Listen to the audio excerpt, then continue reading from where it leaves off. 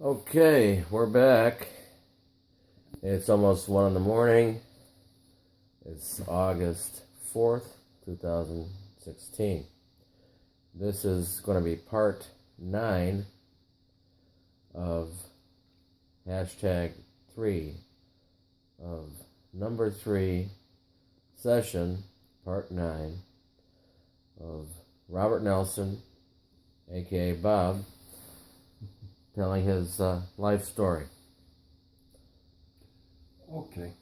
We left off with the book that I was channeling by the name of Keys, Love Letters from God, which I refer to as Keys, Life Letters from God. I want to back up slightly to the late 1970s, around 77, 78, when I began channeling another being by the name of Yarid Atterkane. The best I can remember how to say the name. The first name, just think of Ya and Reed, R-E-E-D, so to speak, Yarid. He was my Atlantean son, whom I actually never met in my lifetime back in Atlantis, because I died about 2 or 3 months before he was born. I had had a troubled life. I had an abusive dad back in that time who two-timed my mother, and I finally had enough of it, and I stabbed him to death. And Excuse me, before you go on, could you? I know things get funky when you go back in chunks of time, but could you, at your best guess, what time period would you say this would be? Well, what would you place this at roughly? around 10,000 years ago. So 8,000 BC? Or Yeah. Okay. Mm-hmm. All right. On the end of the age, around near the end of Atlantis, actually. So right before the cataclysm. Basically, yes. Right. Okay. As I said, I was a young, late teenage, early 20, whatever, by our standards. I ended up stabbing my dad to death because he two-timed my mom and was abusive to her and me. He had friends, being that he was a governor of sorts within the Atlantean temple government. And I took off on the run and ended up meeting a priest he was Atlantean of Persian descent by the name of Ashkenaz. And he began teaching a whole new way of living and thinking, a better way of living and thinking. And he was killed after a while. I was still sort of on the run. Met a woman I liked a lot, and she got pregnant. And a couple of months before the birth, I was killed by people who felt that they had a vendetta against me because I killed my dad. And What was that about? well, like I said, I stabbed my dad because he had two-timed my mom and was abusive to her and me. And they felt that the people who killed me felt that they were doing this to avenge my dad, his death. But I mean, were they authorities or Some were just his friends or? yeah. There were friends who were in authority and had money. He was a governor within the temple government. Uh-huh. And So he had a lot of clout. yeah.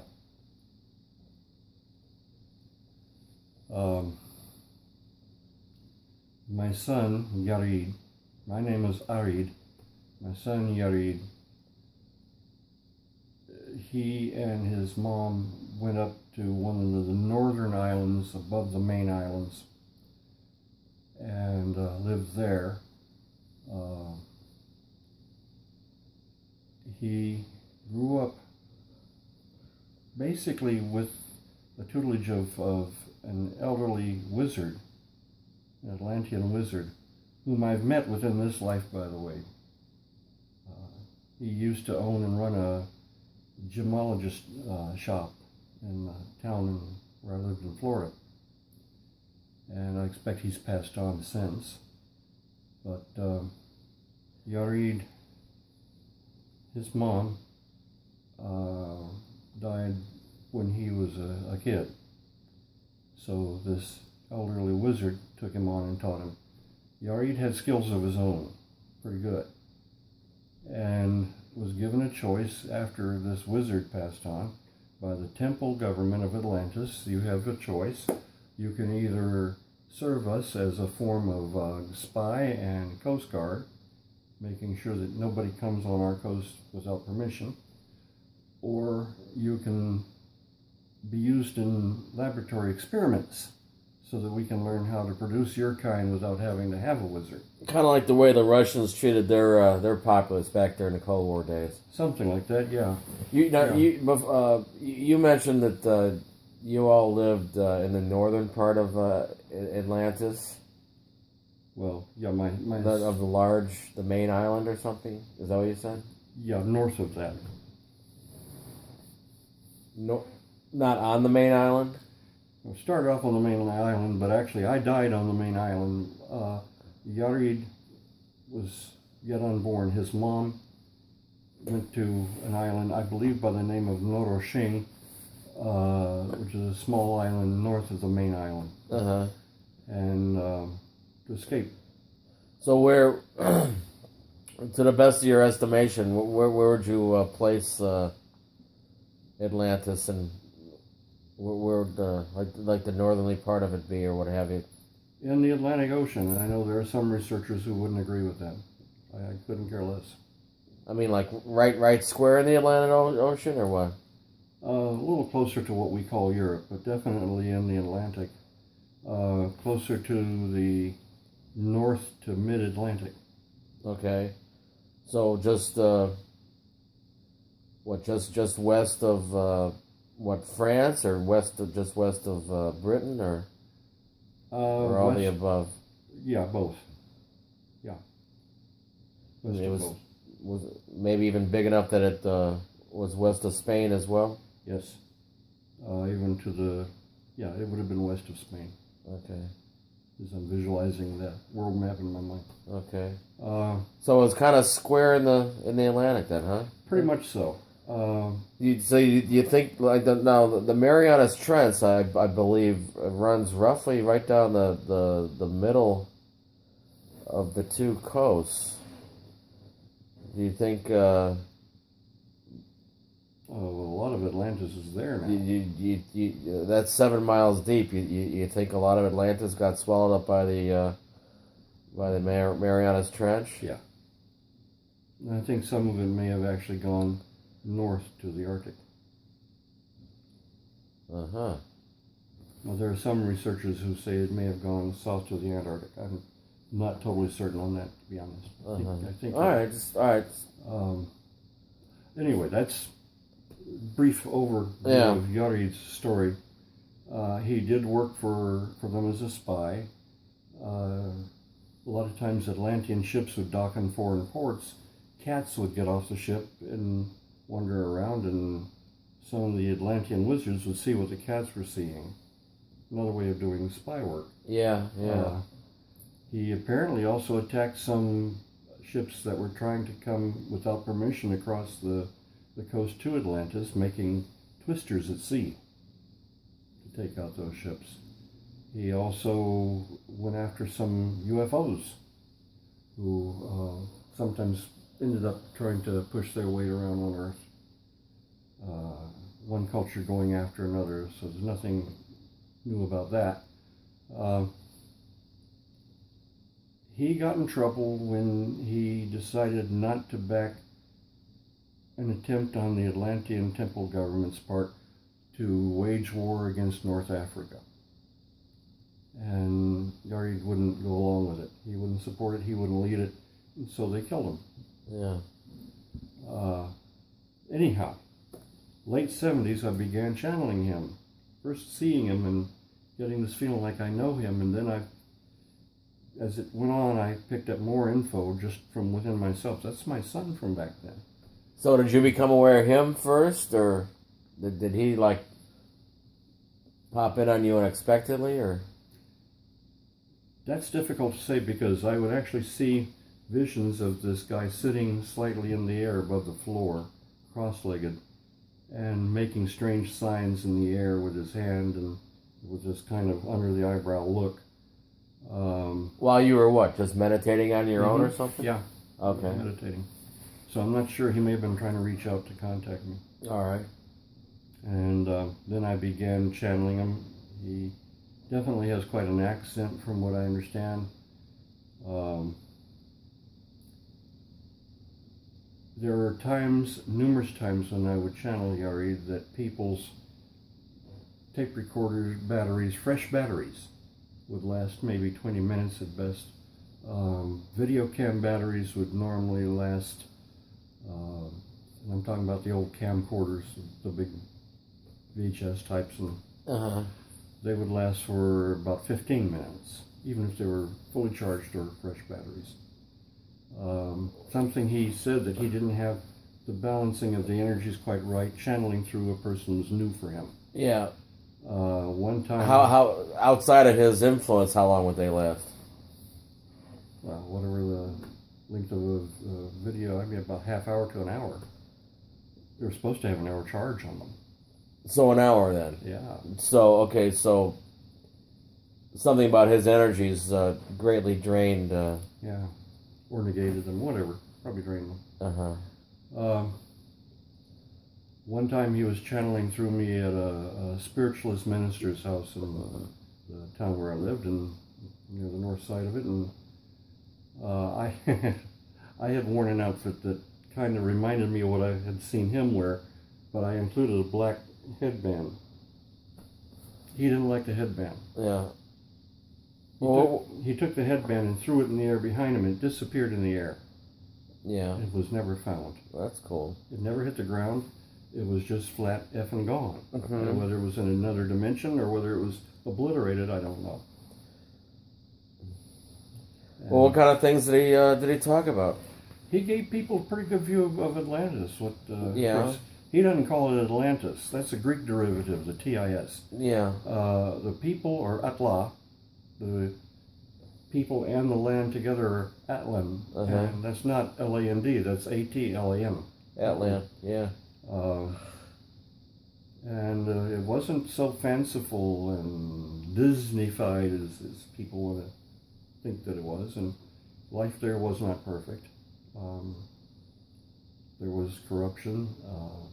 There were a number of advances. They were starting to rediscover the technology of the gods. Yeah, yeah. Well, you know, many spiritualists and metaphysicians and whatnot have said that our country is a repository of the lion's share of the souls from that world, and Russia too. And that's why that you know, both our countries have such a preponderance with control and power and military power, and because that's how the last days of Atlantis were. And people don't give them credit, but I believe, at least at one time, that the Germans were also a very strong composite of Atlantean souls coming back in. Yeah, they probably were too, sure. Yeah. But give you a little fuller view of the channeling process. I'm very picky about who I channel. I believe in channeling God first and foremost. But I have channeled the Archangel Michael. Let me explain something, clarify something there. According to what Michael has told me, there's no such thing as Saint Michael. He said that angels and archangels you don't call them saints. He said that distinction is reserved for humans that walk on 2 feet and humans that walk on 4 feet. Yeah, I think you did mention that before. So he goes by the name of either Archangel Michael or Archon Michael, the same thing. Yeah. And I think I know I've explained the distinction between those two terms. Yeah. So okay, so most people, at least that are sensible, that get into learning about channeling, they do some type of protective exercise. Sure. And I think you did as well in the Yeah. beginning. Now it's become something that you just automatically do. You don't even think about it anymore. But maybe briefly discuss a couple of protection techniques of things people should use, as well as when they're doing any of these various psychic esque techniques, whether it's out of body or meditating or trying to communicate. What are some good techniques for protection?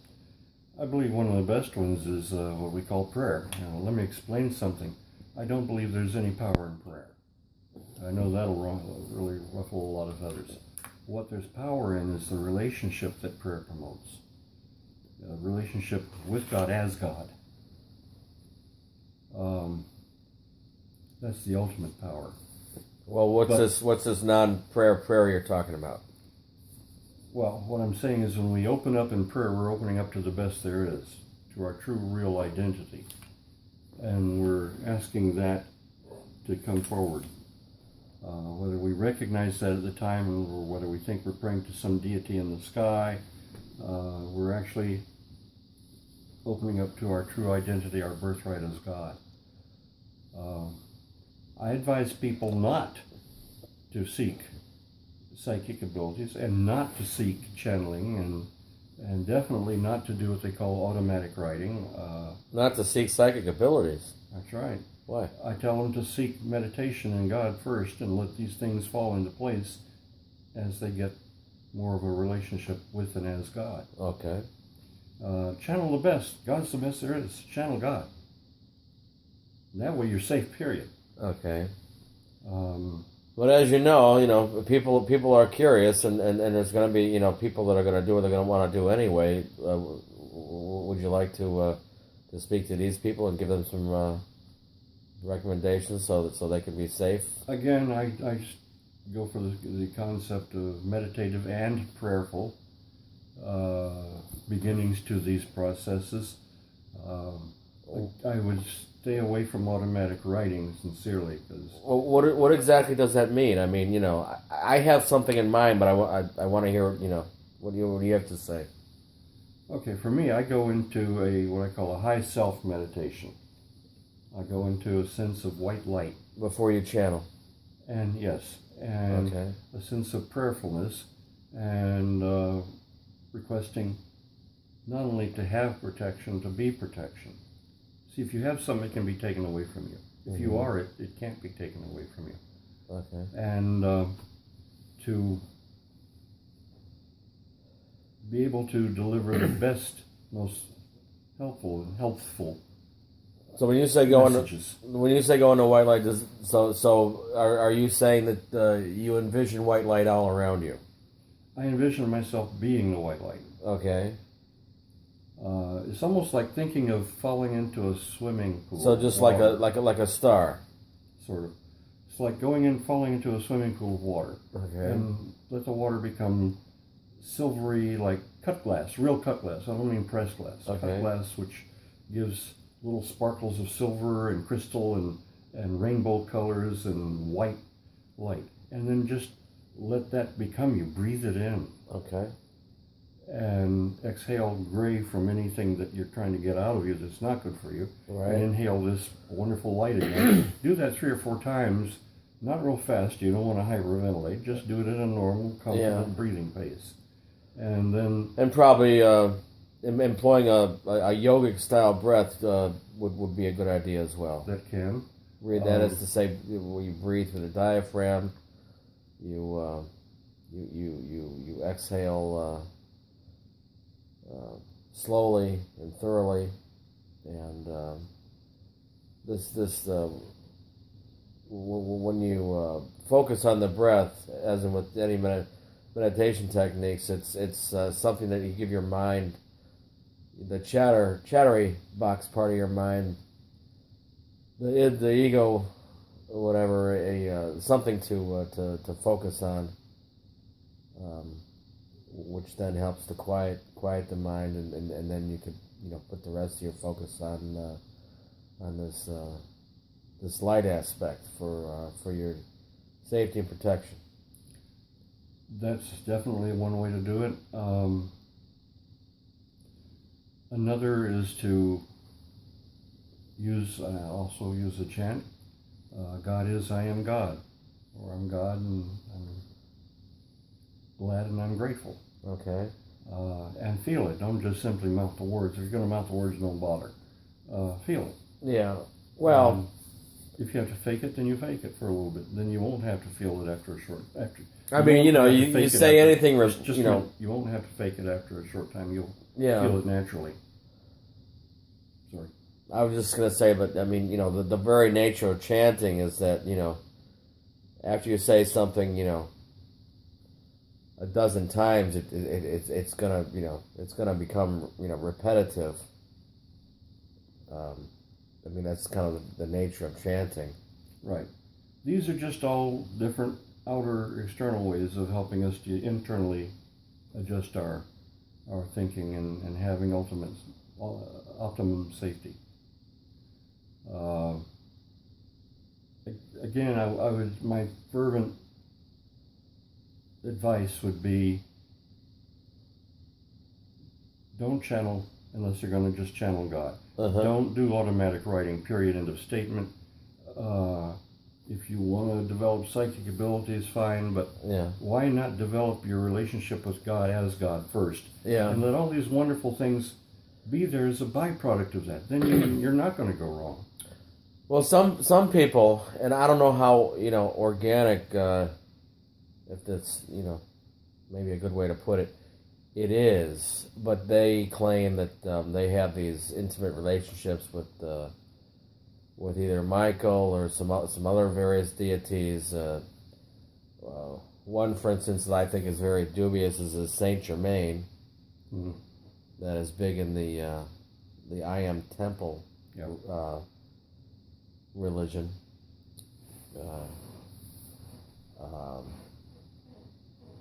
And there's a lot of entities like that. Metatron is another one that you and I know is actually a double agent of an archangel that that's out there. And the point being is that some of these people somehow develop these relationships with these things, maybe in fact in their quest to be in touch with the Creator, and this is what they got. So I run across this stuff all the time, whether it's on YouTube or what have you, and sometimes a lot of what these people say and what they are purportedly channeling is some good stuff, and some of it is iffy at best. Yeah. So in my case, I did not go after Michael. He came to me. Yeah. When I was 4 and years that's old. the most. Yeah. And then came to me again when I was 21. And some of the original, as I stated previously, info that he told me made me want to turn and run the other direction. But at the same time, I think it is good to say that one way I think you can tell how good of a source you're dealing with or not, you take your relationship with Michael. He didn't push you. He didn't tell you to do this or that in particular. No. Other than be yourself and be true to yourself, and that that he offered his protection to you as he saw fit to do so. Excuse me. Whereas some of these other entities that are not so not so pure at heart, it seems that they have all kinds of ulterior motives. Some of them do. That they're trying to push people into doing and goad people into doing, which is anything from praying to them, to you know, setting up groups that give them even offerings and stuff. I mean, these are all big red flags. Yeah. And anytime you get involved with some kind of discarnate that wants you to give it any kind of offerings or to pray to it, Go the other way. run like hell. Okay, even Creator doesn't want you to bow down and pray to him. Those are all aspects that have been bestowed upon him. Creator wants a relationship, which Bob repeatedly talks about. Yeah. All right, we have roughly 5 minutes left. How would you like to make conclusion here? I would say if you're going to approach the realm of metaphysics in any form, do it with definite caution, not fear, but caution and respect. It's very subtle and yet extremely powerful. And if it's something of a negative situation, by the time you know it's there, it's pretty much too late. You can do something about it. You can stop it. You can turn to God to get it stopped.